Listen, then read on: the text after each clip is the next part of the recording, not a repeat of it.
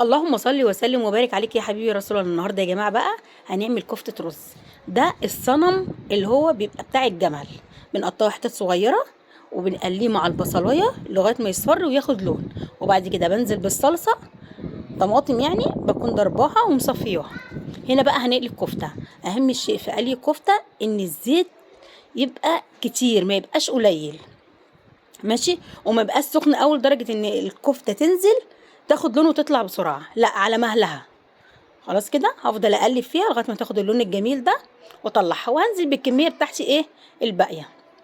براحتك تعمليها صوابع، تعمليها كور، براحتك. انا هنا عامله الاتنين.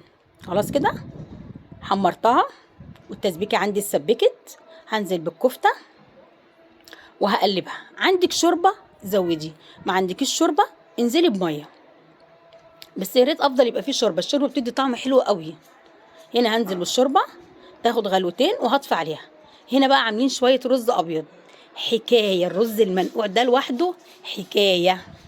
هنا بقى بعد الاكل ما خلص عملنا طبق بتنجان، كفته المحمره والرز الابيض، وبالف هنا وشفا على قلوبكم. ايه رايكم؟ ما يستاهلش لايك وشير؟ اشوفكم على خير. باي باي.